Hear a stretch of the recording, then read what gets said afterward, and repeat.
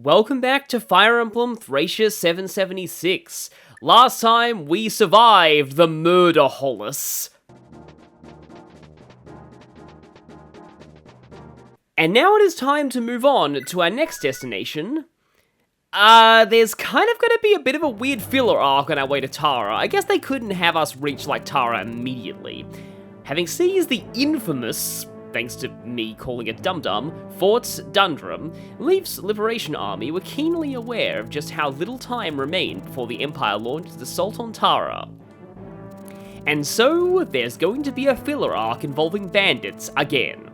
Scarcely taking a moment to catch their breath, the Liberation Army kept marching well into the evening, determined to come to the city's defense before it was too late. When they finally arrived at the edges of Dacia forest, which extends around Tara's eastern border, it was the dead of night. The thick foliage obscured what little moonlight had been illuminating their path, and the forest was now blanketed in a deep, foreboding darkness. Which means Fog of War, and this is the only Fog of War that occurs outside of side quest chapters in this game. So, in terms of deployments, we have a total of 12 characters we can possibly bring. Now, this map is going to be very highly forested, so any characters who are mounted might need to dismount in the early stages. But Fergus is still going to be useful even though he's nearly fatigued, because you really want some strong sword users here. You'll be fighting a lot of axes. So yeah, Ossian's also fatigued. The thing is, having your combat units go all out in this chapter is not that bad, because the next chapter will not involve a lot of combat at all. So it's a perfect opportunity to let your combat units rest. And so, don't really need Lithus or Lara. I'd actually recommend that both of them are unfatigued, because they can recruit somebody in Chapter 12X. And Lara especially, although the odds of her being fatigued are quite low, she especially needs to be part of Chapter 12X. Now, Safi is fatigued, but I'm going to need to give her a stamina drink for this. Asbel is pretty much fine.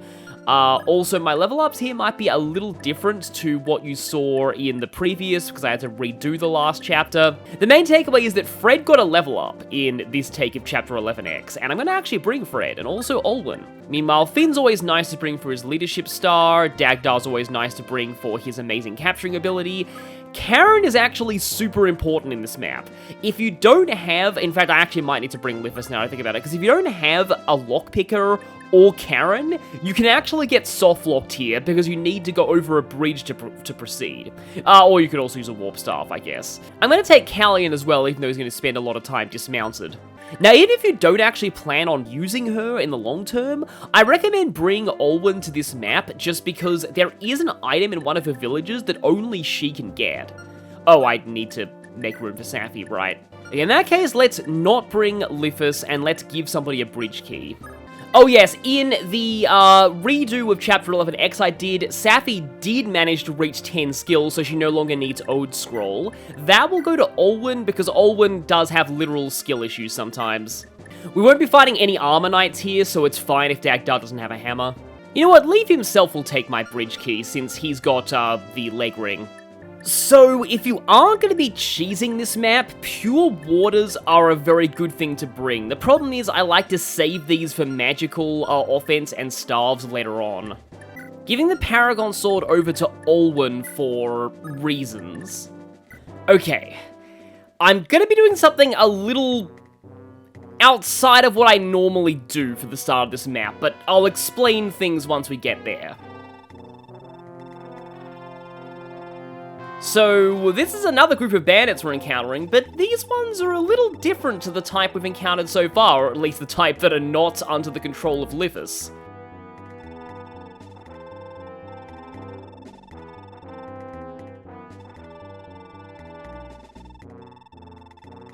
Because at least they disapprove of the Loptrians. Salem, this guy right here, was basically a member of the Lopter Church, and he found out the hard way they don't accept resignations.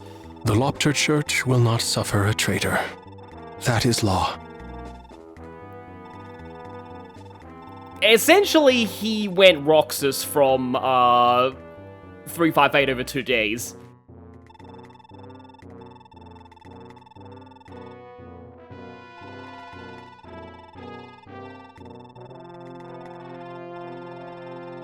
Yeah, that's basically the kind of thing that happens when your emperor makes a deal with an evil cult to help them gain power. They kind of end up being the real ones pulling the strings.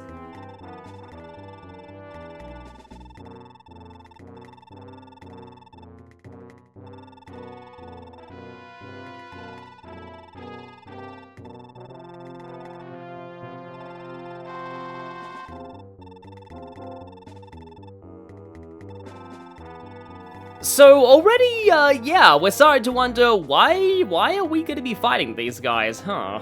You'll see in a moment. But yeah, they make it very, very, very clear that, these ones in particular with portraits we need to sympathize with. But unfortunately, they've gained some new members, including this hothead Kolho, and, yeah. They're a little bit against this whole, no killing rule.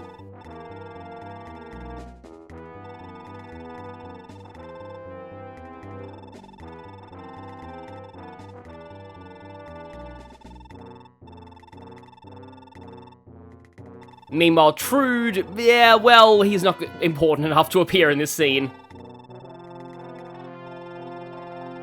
And also Tina, yeah, a lot of names being dropped here. They're all names that are extremely important.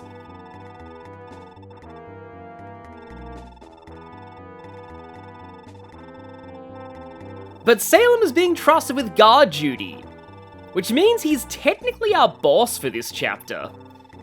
But, as you might expect, he's another boss that we want to capture. Capture and not release.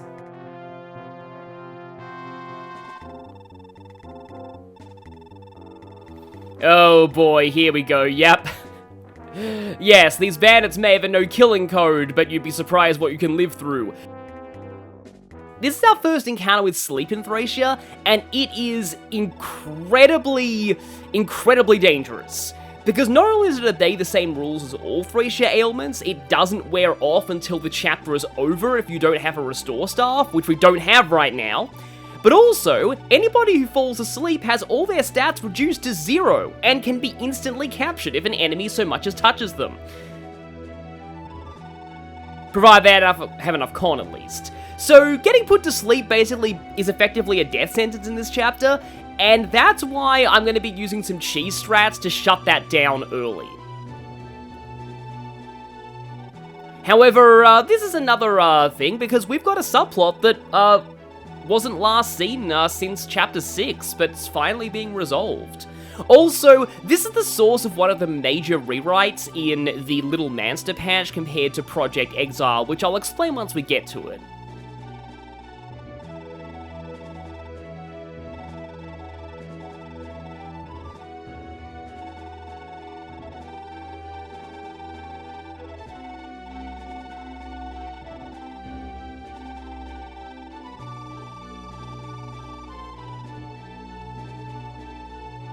So yeah, this guy was handy with a remove curse spell. And now we're actually gonna see a kind of plot point that I often enjoy in stories, when somebody ends up reclaiming a formerly cursed weapon and putting it to good uses. Kind of reminds me of this one model in Warhammer 40,000 of this guy who, uses a technically demonically possessed sword, but he doesn't actually draw on the demonic parts of it, so in his hands it just works like the rules for a regular close combat weapon.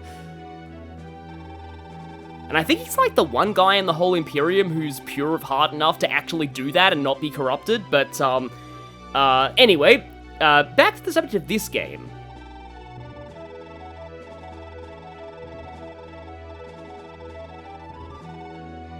There was debate over whether the original Project Exile translation kind of mishandled this part of the script in trying to read too much into it where there probably wasn't anything there.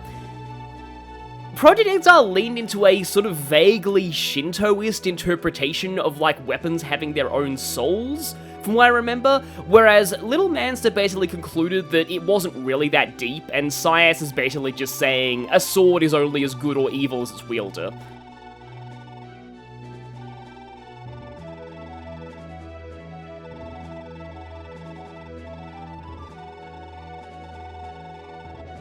I think it was also determined that, like, the conversation was more about the philosophy behind being a swordmaster, and that should have been the focus here, rather than some kind of metaphysical commentary on whether or not weapons have souls.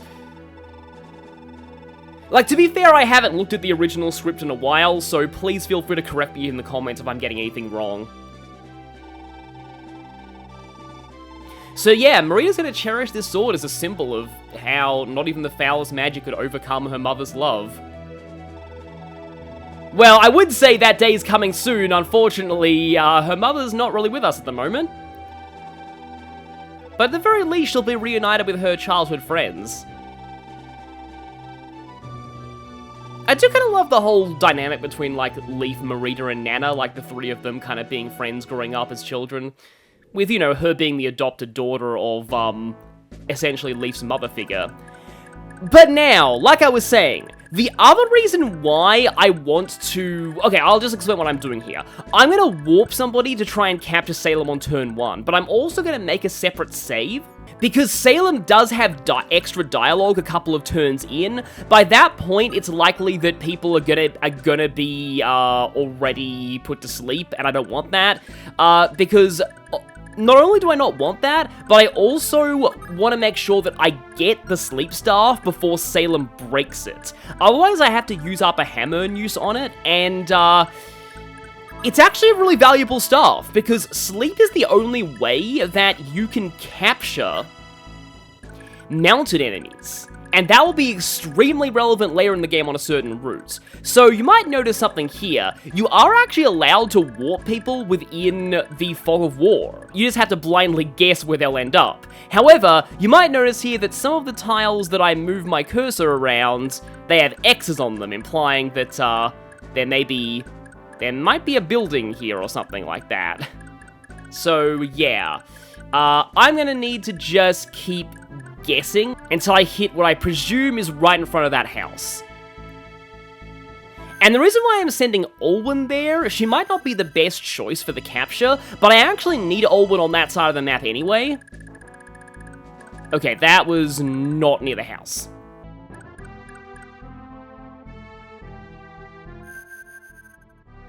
It's actually pretty far to the left of the map if I'm remembering right.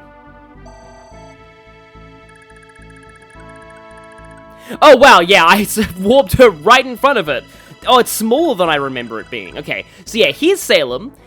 He does have his attack speed dropped to 0. Also, he's a dark magic user. And I'll explain more about that later on. But really, the main thing is that I want to mount up and then immediately attempt to capture this guy. Now, the odds of me pulling this off with Dire Thunder are pretty low. With the Oh, I still only have one attack with the Paragon Sword, okay. I guess I've got to get super lucky with Dire Thunder here.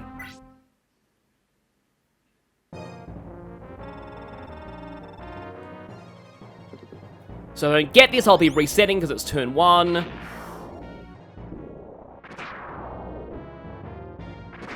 And, okay, there we go. After a couple of resets, I got him. Got him second reset. So now that I have that, there's no fear from the sleep staff. But I will go ahead and show a conversation that happens a few turns into the map if you didn't, if Salem is still around by that point. And that's what happens if the sleep staff goes off. So, his AI actually randomly acts or doesn't act every turn. Some sources say that using torch staves or actual torches increases the odds of Salem using the sleep staff on you. I don't think that's true. I've done a few runs of this map, and he always seems to have like a roughly 60% chance or so of sleeping somebody on at least the second turn. And just an example, yeah, all DAG does stacked except luck, con, and HP is 0 now.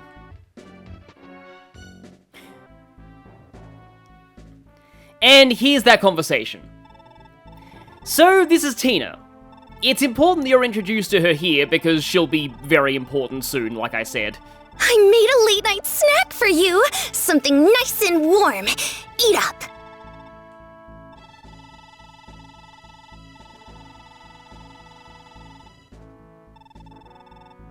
Oh, you're no fun anymore. Anytime I see a line like that, I think of Monty Python. Yeah, this is why this conversation is important. This is Safi's sister, which is why we need to bring Safi to the next chapter. So, if she somehow gets fatigued in my run of this chapter, I'm going to need to use another stamina drink on her.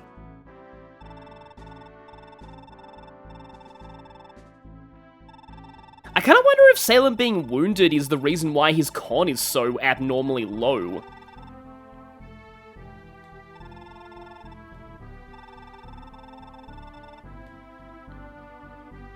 Meanwhile, in the main run of the map, not cantering Olwen there might be a serious problem because she's now going to get attacked by a couple of bandits that are in the north.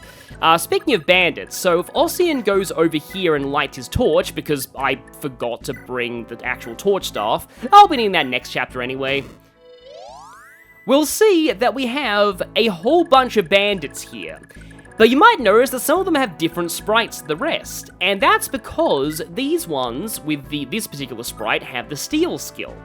Now, you might be wondering what's the point, because you can only steal from people that you outspeed, and this guy has 0 speed, this guy has, well, 5 speed, and 15 strength is actually kind of ridiculous. This guy has 3 speed. So the actual gimmick of this map, which I only found out when I was doing, like, tests of Salem's AI, is how it's meant to work is, the bandits steal weapons from people who are put to sleep. Because when you're asleep, you have 0 speed, so you cannot resist being stolen from. And that's honestly a really cool gimmick. I like it a lot, and it's kind of a shame that most people don't notice that, because they tend to keep their sleeping characters protected. Now, for some reason, Nana didn't actually have the, Earth Sword equipped. Also, this right here is Finn. Fred's in the north, but given that Olwen is all the way on the other side of the map, it doesn't really matter where Fred is right now. Callion, meanwhile, is going to go ahead and dismount, and then Leaf is going to head as far in as he can. Now, there is a house there, and these houses are your reward for saving the villagers in Chapter 11X. If you didn't go to 11X, you won't get the reward from the houses. Fortunately, there's only a couple of bandits who are programmed to actually go for them. And now, here's a conversation with this guy who has the generic bandit portrait we all love.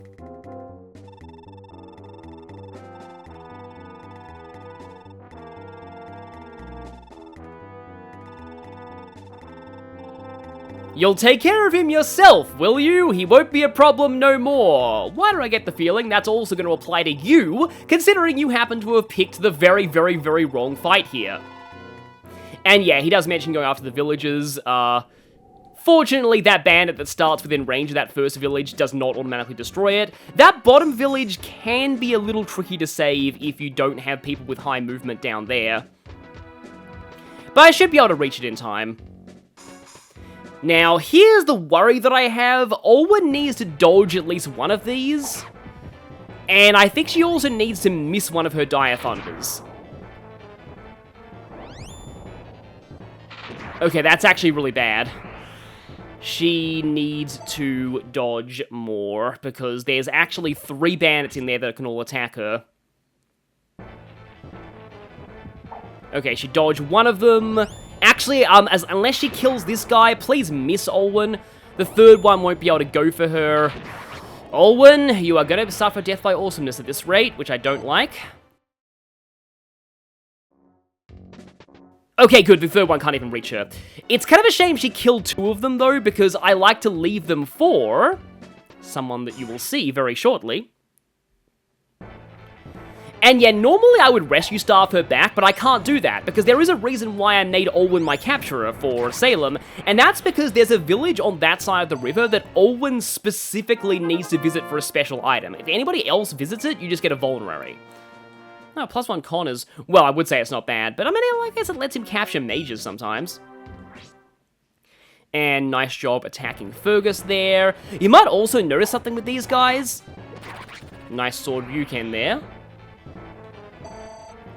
So some of them give more experience than others. Now, a lot of Fire Emblem games have what people term the Thief bonus, where thieves are worth more experience. I like to theorize that thieves are kind of meant to be the metal slimes of Fire Emblem, because they often like to escape the map, so you're rewarded a lot for actually reaching them and killing them. But in this game, the Thief bonus seems to be attached to the enemy having the Steal skill.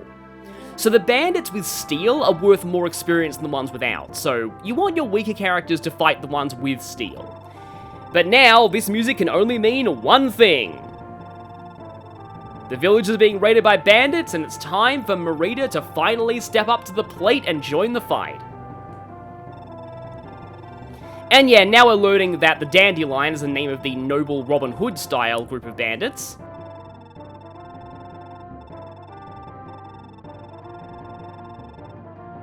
Very much the robbing from the rich and giving to the poor types. Hopefully they don't end up screwing it up like Dennis Moore and Monty Python.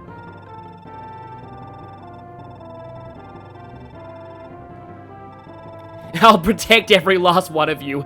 Merida has become the reverse time skip Dimitri. Oh yes she can! Like my mother before me, let's not mention that Aval was not originally a Myrmidon. Okay, so the camera panning up there, while this boss is still alive, I believe there's a 40% chance of bandits spawning in the north.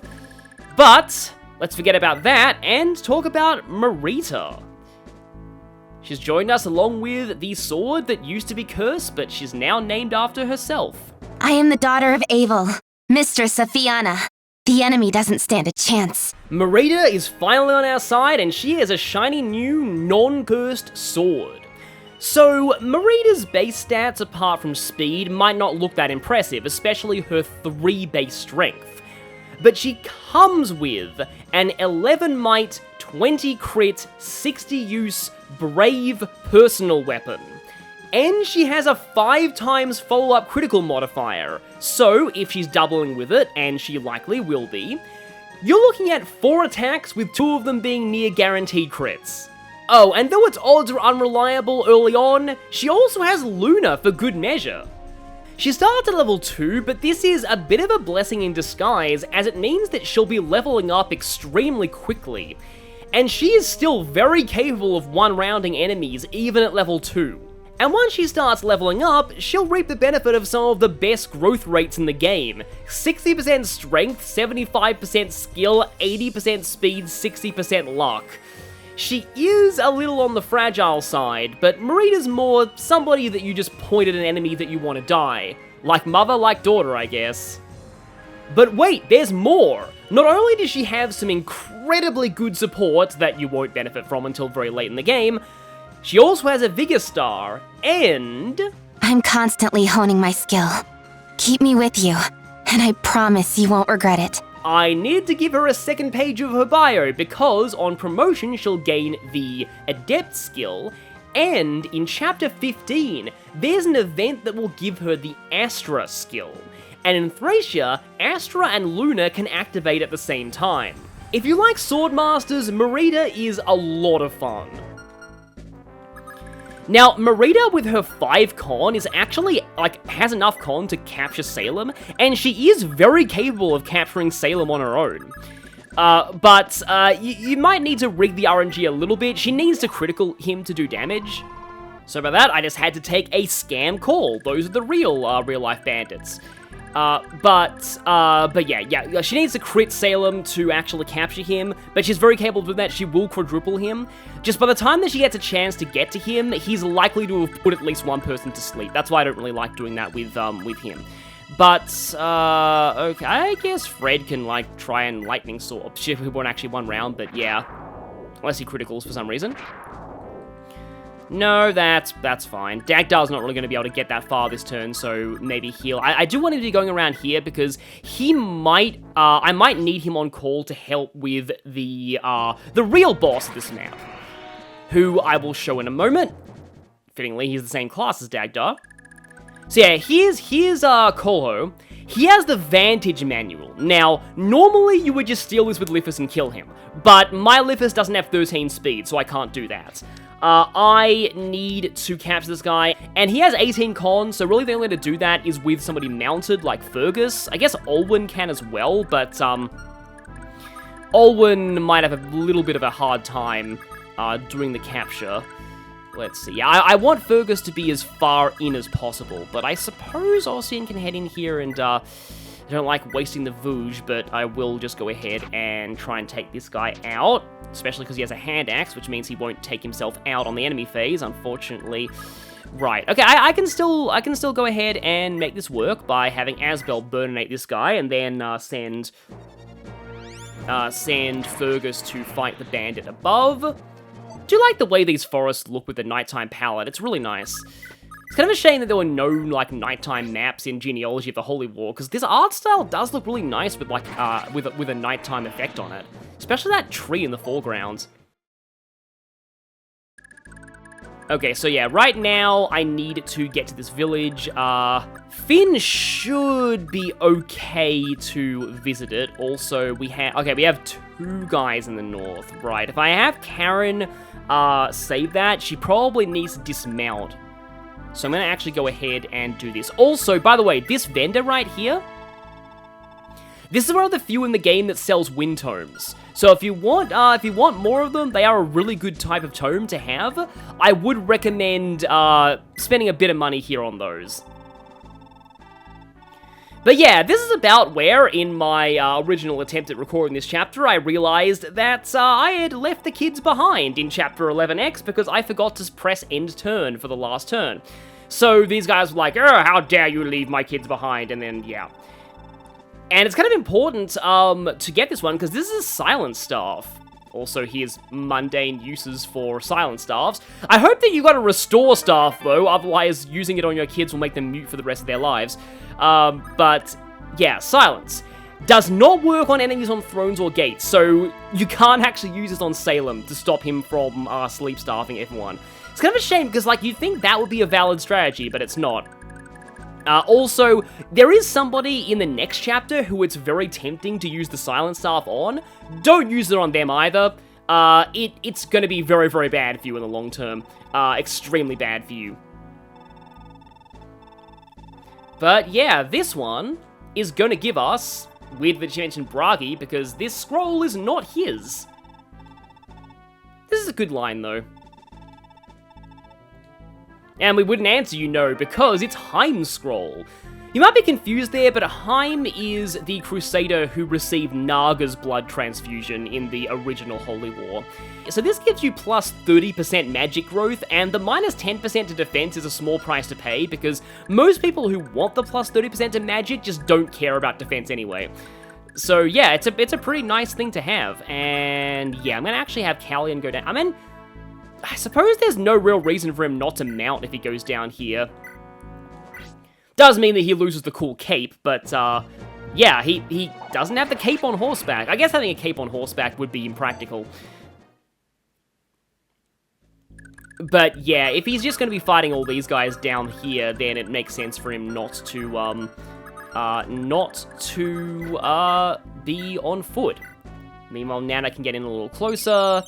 So yeah, right now, we really just have these bandits to deal with, the odd reinforcement in the north, and then it's, like, this map is pretty much the main thread of it is done, unless, you know, Karen, I almost called her Sasha, that's a different Pegasus Knight. Well, that's a Pegasus Knight from Tearing Saga, that's a very deep cut.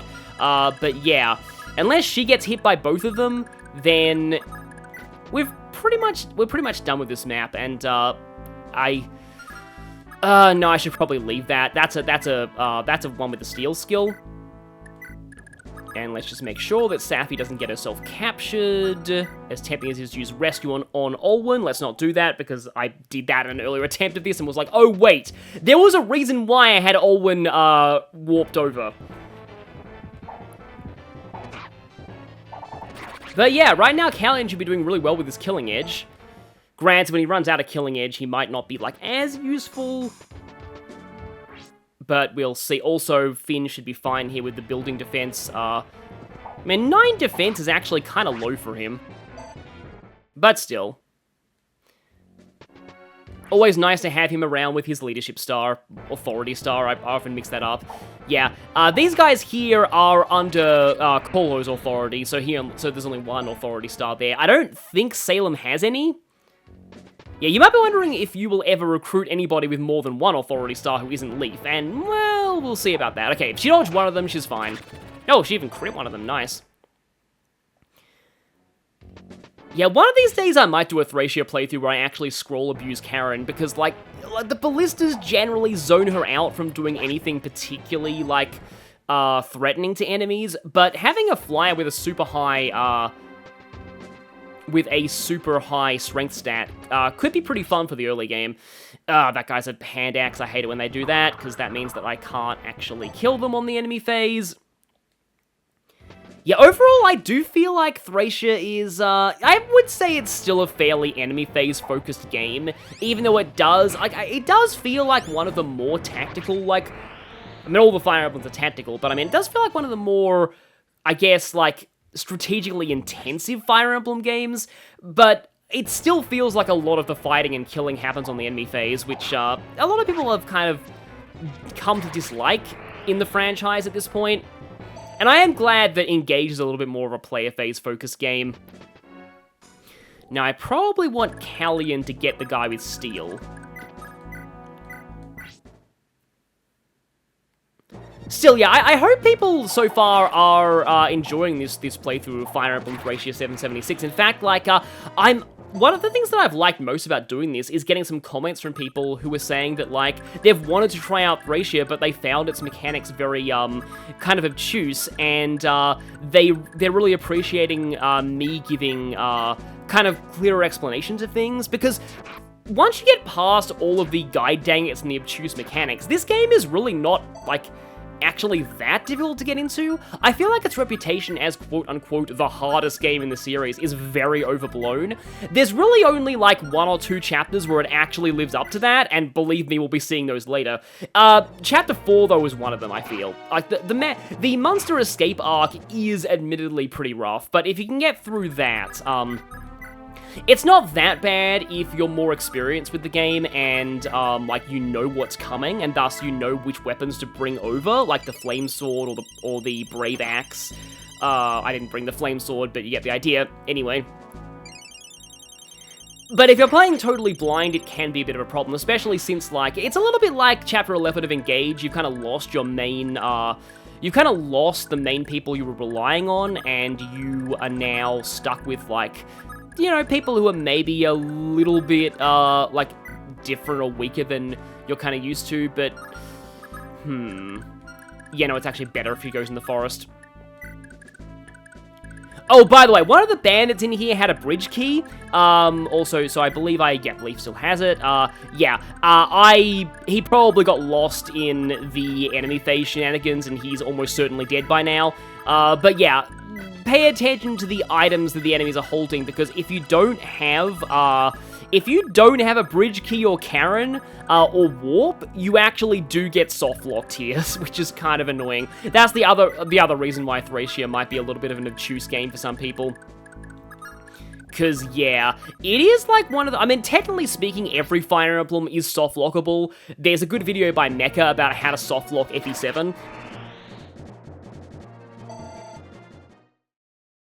But Thracia, in particular, is very, very vulnerable to soft locks, if you're not careful. Okay, let's just take your... I mean, actually, I'm not going to take his stuff, because he's going to join, next time anyway.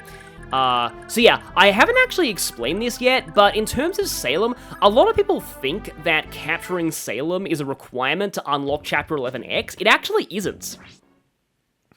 So to unlock Chapter 11X, all you need to do is finish this chapter in less than, I want to say it's 20 turns? Let me just quickly check.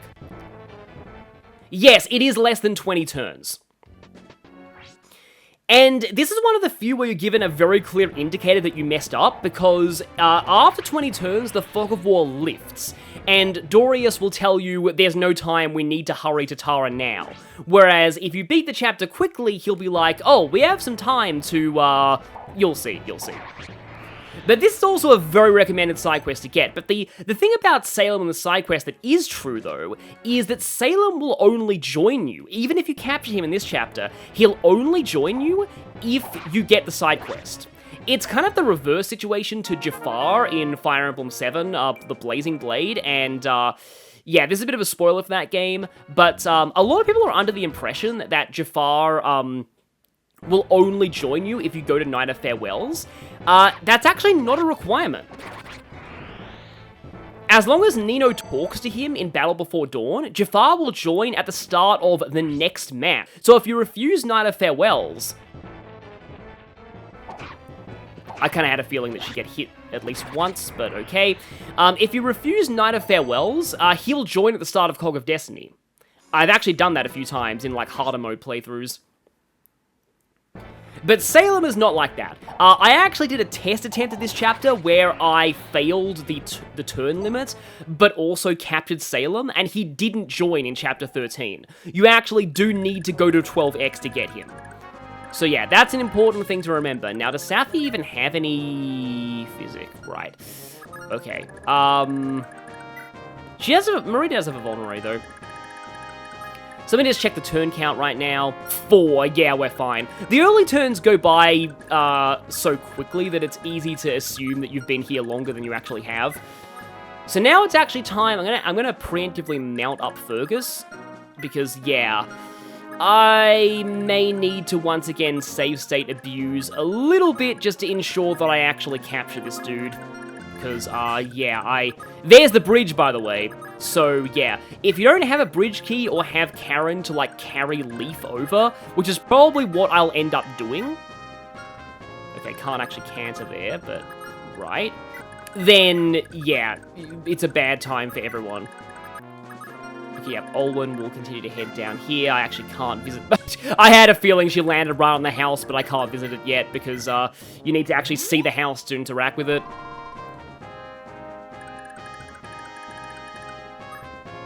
Okay. I sincerely hope that, like, Karen doesn't, like, get hit by one of those and then, like...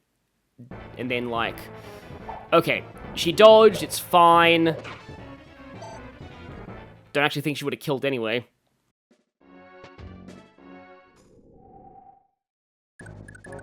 Okay, so we can't get to him just yet. Because he does have some decently high speed. 12 attack speed is a little bit scary. Now, Asbel can do a lot of damage to him. If I don't crit, Asbel should be able to weaken him decently enough. Unfortunately, there's no way that I can lure him to a plain tile at this point. I don't like him being on forest, but that's probably what I'm going to have to deal with. I can get here so now I can get a little bit of, Oh, right, Karen didn't even take any damage. I thought for a moment that she did. It is possible that Fergus with a rapier might be able to not kill him. Okay, now I can visit this house.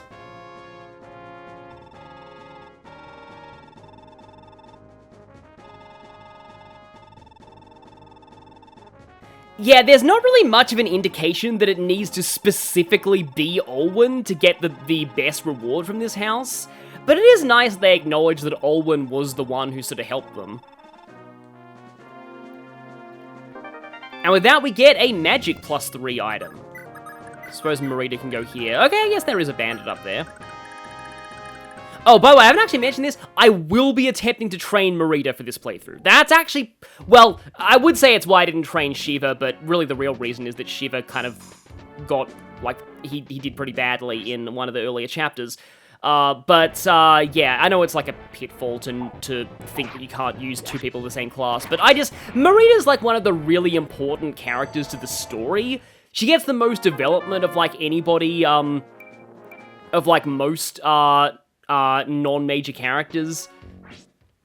Annoying that she can gain strength there with a 60% growth, but oh well. Yeah, you picked the wrong enemy, and for that, you're about to not die, hopefully. Okay, that's actually not bad. It means I can't weaken him with Asbel anymore, but, I mean... It's probably better in the long run. How much do I do with the Brave Sword?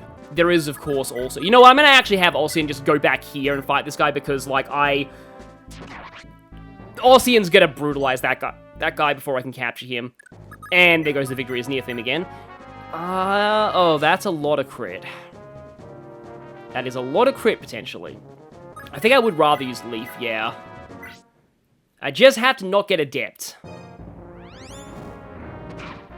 Which I did get. And I missed! Okay, that's fine. Should be, at least. Because if I get Karen around here... In fact, can I actually start this process? I think I can.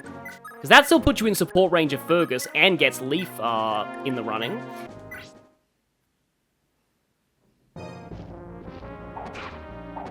And we got him! Good.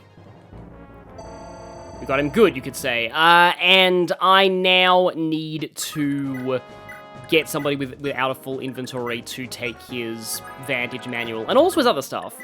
Can't actually have Dad pick him up, though. I guess the hammer. The Venom Axe is just going to turn into an Iron Axe, so I don't really care about that at the moment.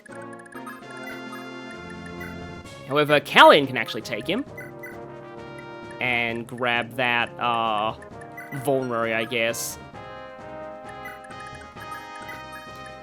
And actually, let's play past the Bandit. You're gonna mount, you're gonna take him, and you're gonna take his axe, and now we can get rid of him. I feel like quite a lot of bosses say that in some of the earlier Kaka games, and it always felt weird to me, because a lot of them were implied to die. So I don't know why they say, I'll remember this, if it's gonna be like the last thing they ever say, and therefore they have no memory anymore because they're dead.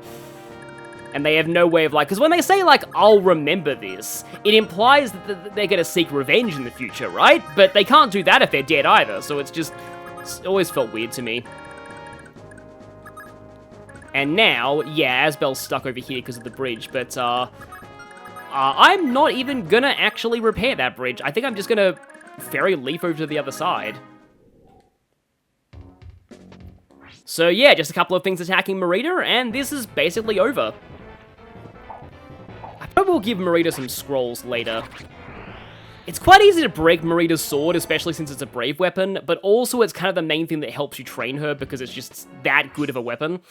And it just one rounds so much. Like, she has 3 base strength, and she's still reliably one rounds a lot of things. Like, that is how, that kind of, if that doesn't sum up Thracia, then nothing does. Like, the fact that somebody with such a low base stat can reliably one-round things just because they have such a good weapon and some pretty good skills, and a 5x full-up critical modifier. Did anybody besides Olwen and Marita take any damage for that entire chapter? Maybe not. Also, can Marita talk to anybody? Because you'd think that Nana and Leaf can talk to her. Nana can't. I don't even know if Leaf can. Just gonna stay here for one more turn just to let these guys attack Marita, and we're gonna show animations because Myrmidons always have cool animations.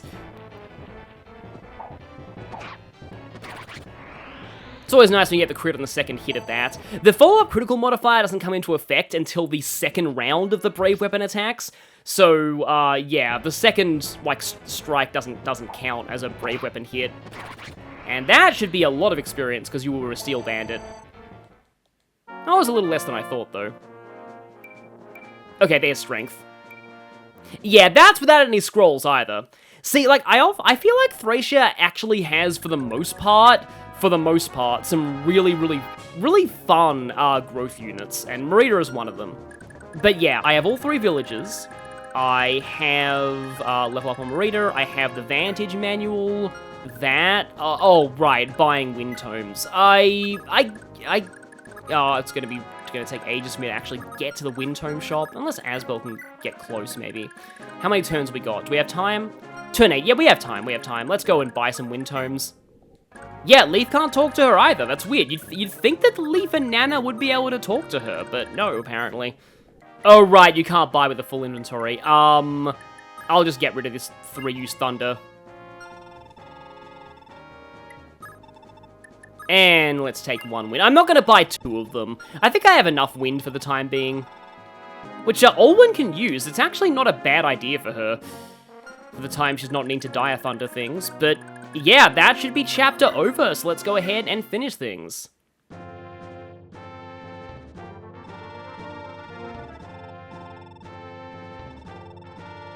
Yeah, the night is still young. I advise we seize this opportunity to purge Tara's borders of these well, here's the thing though. We'll soon realize that these people are not vermin, and also, about the men being exhausted, this next chapter is the perfect opportunity to clear people's fatigue, because, let's just say that it's not going to involve much combat.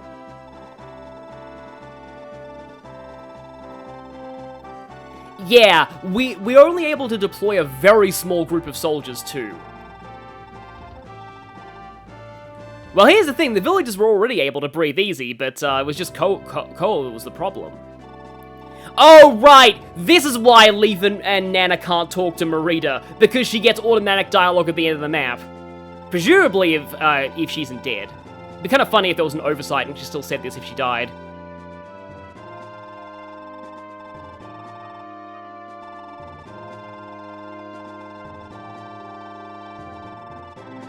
Oh yeah, she saw her being turned to stone as well. I mean, she was a little bit not herself at the time, but I think she still remembers.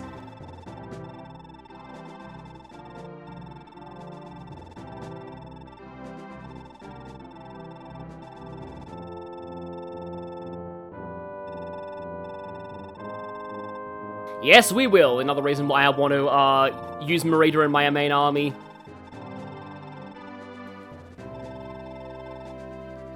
And Olwen too. I want to give spotlight to all the people who are significant characters in the story.